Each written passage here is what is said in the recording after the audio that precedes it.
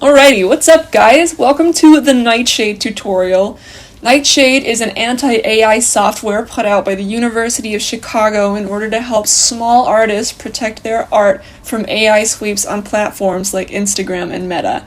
Now we're going to go ahead and jump right into this and head to the University of Chicago webpage. Now, first things first, when we get here, we're going to go ahead and check the version history.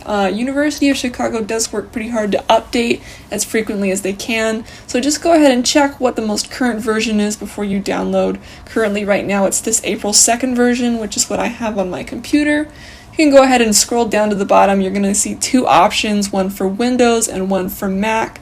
I'm currently running Mac, but if that is what you are running, you want to go ahead and check and make sure that you're running a 13.0 or higher, or else it's not going to work on your desktop. But if that's what you've got, then go ahead and click download here, and you can get that set up on your computer or get the Windows version if that's what you have. Now that I've got this on my desktop, I do have two things that you want to look out for when you first download this. One is Nightshade works best when no other apps or software are running on your computer. So if you have anything else open or running, you're going to go ahead and shut that down. That means even Spotify, even Firefox, all of those have to go in order for it to be running smoothly. So make sure that's all turned off.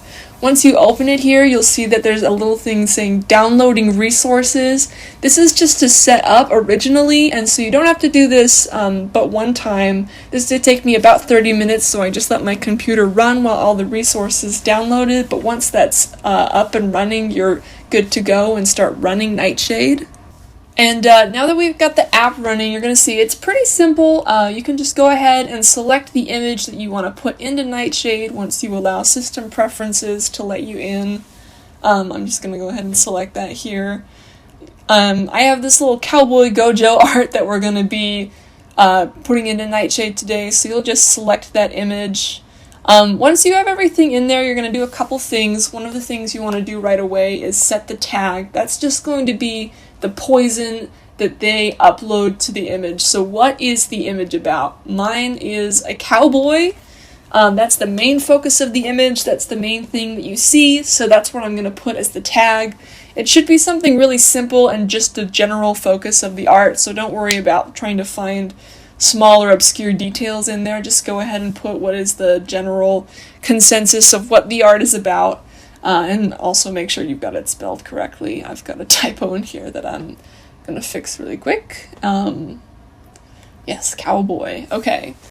And once I have that sorted, I'm going to go over here and check out my Define Nightshade settings. These are really simple. Again, it's just going to show the intensity of what your image is going to look like once you run it through Nightshade.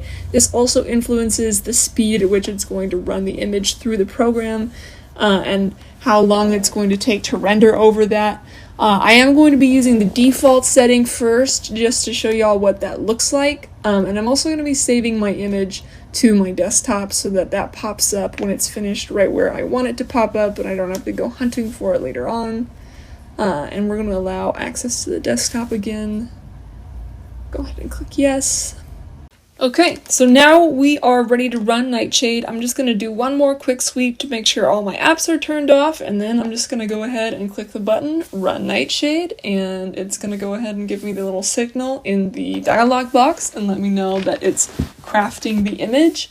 Even though I had this selected at the default setting and I had it on faster, it did take about 2 hours for it to complete this image, so that was a bit of a time crunch, unfortunately. And there doesn't seem to be much of a difference in getting it to go faster if you shift default down, but looking at the image here, you can pretty clearly see the disruptive patterns that Nightshade has added on to the image. So I know for sure that it's very well protected, which is helpful. I have also got this little dialog box pulled up here that it gives you when you're finished with your run of the app, and it's just got a little bit of more information about the tags and how to use them when you're posting your images.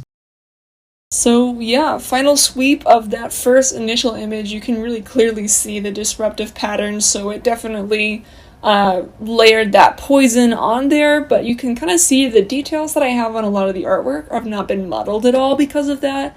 You can still clearly see the hatching that I did and the shading, the patterns. You can see here in the face that I'm not losing any of the details that I've added on there. Everything is still pretty clear, which is a great sign, especially if you're a very detail-heavy artist.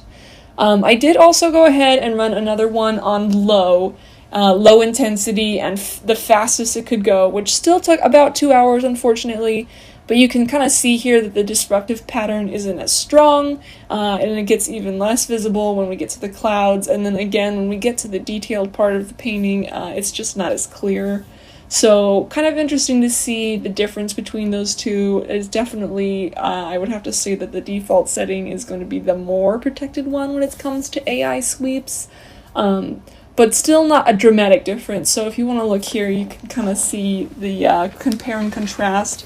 One of them obviously has a lot stronger pattern, specifically in the sky, but other than that, there's not too much of a big difference. So the next big question as we're wrapping up here is Nightshade. What is the difference between Nightshade and Glaze? And really that's a pretty simple question. Nightshade is an offensive anti-AI tool, so what it does is it actively is poisoning the AI as it's scanning your image. It's tricking it, it's making it think things that aren't real. It adds, with the tags, it might start to teach it that certain things belong with images that do not belong with the images in reality.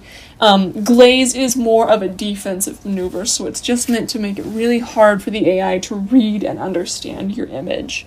Now, the University of Chicago has advised people to use both on their images in order to provide a more well-rounded protection for your image. I have just been posting with Nightshade because it is a bit of a pain to use both of them and run them both on my computer and run images through them. But hopefully University of Chicago will be coming out with a combined version of Glaze and Nightshade soon that we should be able to use. Yeah.